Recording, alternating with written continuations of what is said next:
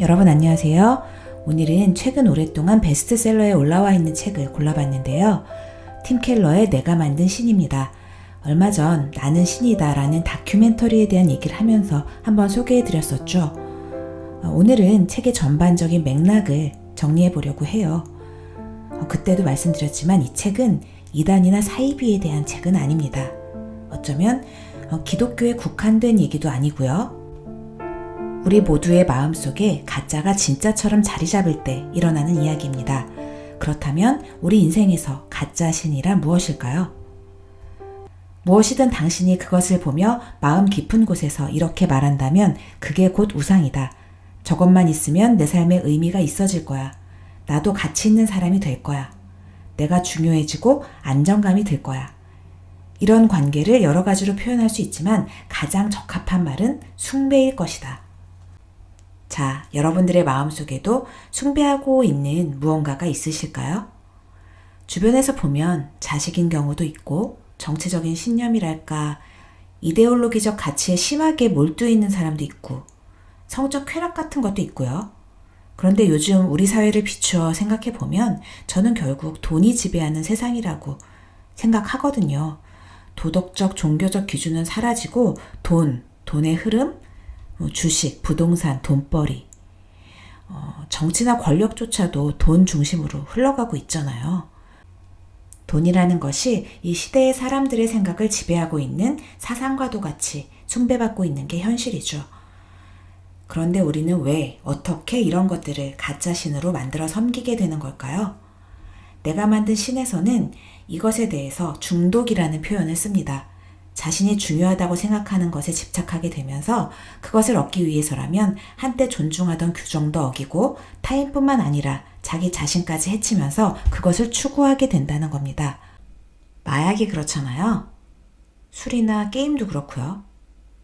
우상은 끔찍한 악을 낳는 영적 중독이라는 거죠. 이것에 대해서 팀 켈러는 성경 속 야곱을 예를 들어 설명합니다. 형을 속여서 장자권까지 빼앗았던 야곱이 어떻게 삼촌한테는 그렇게 쉽게 속아 넘어갔을까요? 야곱이 어떻게 그렇게 쉽게 속아 넘어갈 수 있었는지 의아하겠지만 그는 중독자처럼 행동한 것이다. 로맨틱한 사랑은 여러모로 마약처럼 작용해 삶의 현실을 도피하게 해준다. 야곱에게 라헬은 사랑이라는 이름의 우상이었던 겁니다. 그래서 그 똑똑하고 교활하던 야곱도 천지분간을 못하고 삼촌에게 계속 이용당하면서 자신이 사랑이라고 믿는 그 허상을 쫓아서 십수년을 그렇게 살 수 있었던 거예요. 야곱에게는 라헬이 바로 자신이 만든 신이었던 거죠. 그것을 쫓으면서 결국 중독과 같은 상태가 된 거고요. 사람들이 말도 안 되는 이단에 빠져서 헤어나오지 못하는 것도 그들이 중독 상태라고 생각하고 보면 어느 정도 행동이 이해가 가죠.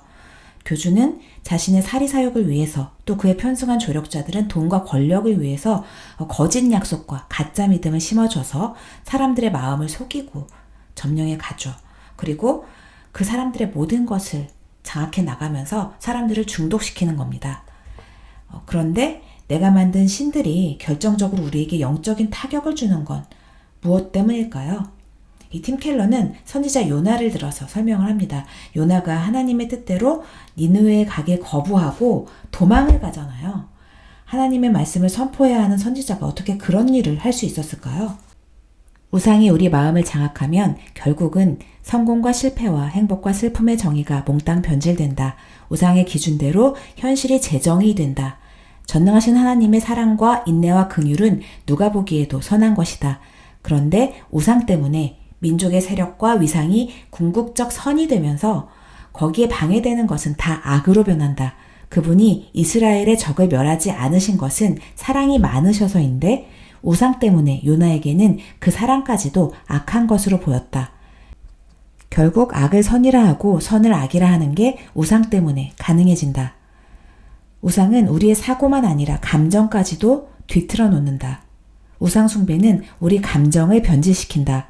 우상이 좋은 것을 최고의 것으로 변질시키듯이 우상이 유발하는 갈망도 사람을 속수무책으로 무력하게 만든다. 우상은 다음과 같은 거짓된 신념을 유발한다. 이것을 성취할 수 없다면 내 삶은 의미가 없어. 저것을 잃거나 실패했으니 나는 다시는 행복하거나 용서받을 수 없어. 이런 신념은 평범한 실망과 실패를 확대해 삶 자체를 꺾어놓는다.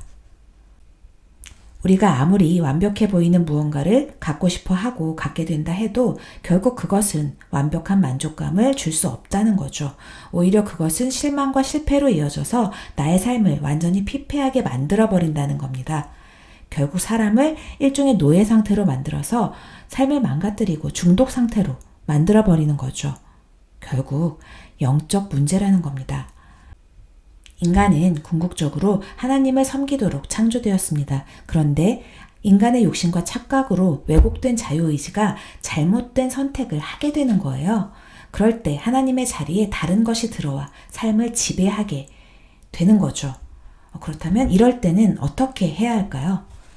희망이 있을까? 그렇다. 우상을 그냥 없앨 수는 없고 대체해야만 함을 이제부터 깨달으면 된다. 그냥 뿌리 뽑으려 하면 우상이 되살아나지만 다른 것을 대신 들여놓으면 해결된다. 다른 것이란 무엇일까? 물론 하나님이다. 하지만 여기서 말하는 하나님이란 그분의 존재를 믿는 막연한 신념이 아니다. 그것은 웬만한 사람들에게 다 있지만 그들의 영혼에는 우상이 득실거린다. 우리에게 필요한 것은 하나님과 생생하게 만나는 것이다. 쉽게 말하면 그 우상의 자리에 하나님을 들여놓으면 된다는 겁니다. 자신이 집착하던 것을 버리고 하나님으로 대체해야 한다는 거죠. 자신의 의지로 해보겠다고 그 자리를 비워놓으면 어느새 다시 그것이 돌아오거나 아니면 다른 우상이 대체돼서 나타날 수밖에 없다는 거예요. 왜냐하면 인간은 궁극적으로 하나님을 섬기도록 지음받았고 그게 되지 않았을 때 다른 것을 그 자리에 들여놓을 수밖에 없는 존재이기 때문입니다. 자신이 집착했던 것을 버리고 그것을 하나님으로 대체하는 일은 쉬운 일은 아닙니다.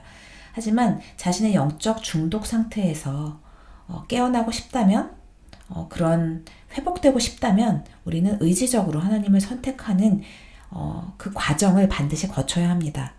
그 과정이란 어떤 것일까요? 우상숭배는 단지 하나님께 불순종하는 것만이 아니라 온 마음을 하나님 아닌 다른 데 두는 것이다. 자신에게 우상이 있음을 회개하거나 의지력을 발휘해 다르게 살려고 애쓰는 것만으로도 이를 해결할 수 없다. 우상에서 돌이키려면 기쁨과 회개가 있어야 한다. 기쁨 없는 회개는 절망에 이르고 회개 없는 기쁨은 얄팍해서 잠깐의 감동 외에 깊은 변화를 주지 못한다. 사실 우리를 위한 예수님의 희생적 사랑을 더없이 기뻐할 때 우리는 역설적으로 자신의 죄를 가장 진정으로 깨달을 수 있다. 두려움에 기초한 회개는 우리 자신을 미워하게 만들지만 기쁨에 기초한 회개는 죄를 미워하게 된다. 진정한 회개를 했을 때 하나님이 주시는 완전한 기쁨을 누릴 수 있고 그 기쁨을 누리면서 다시 하나님 앞으로 돌아와 감사할 수 있다는 거죠. 자, 팀 켈러의 내가 만든 신의 맥락을 짚어봤는데요. 어떻게 도움이 되셨을지 모르겠어요.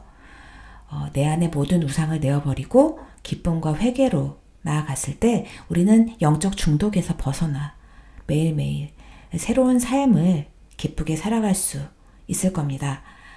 혹시 마음속에 어떤 집착하고 섬기는 무언가가 있으시다면 의지적으로 그것을 거절하고 그 자리에 하나님을 들여놓으시는 결단과 용기를 잃지 마시기 바랍니다. 여러분들에게 도움이 되고 회복이 되는 시간이었길 바라면서 나의 한 줄로 인사드릴게요. 어떤 인간관계도 신의 역할이라는 무게를 감당할 수 없다.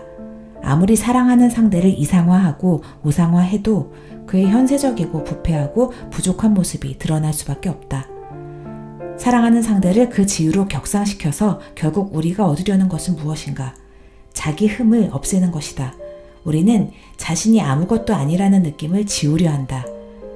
자기 존재가 헛되지 않다고 정당화하려고 한다. 다름 아닌 구원받으려 한다. 물론 상대는 인간이므로 이것을 줄 수 없다.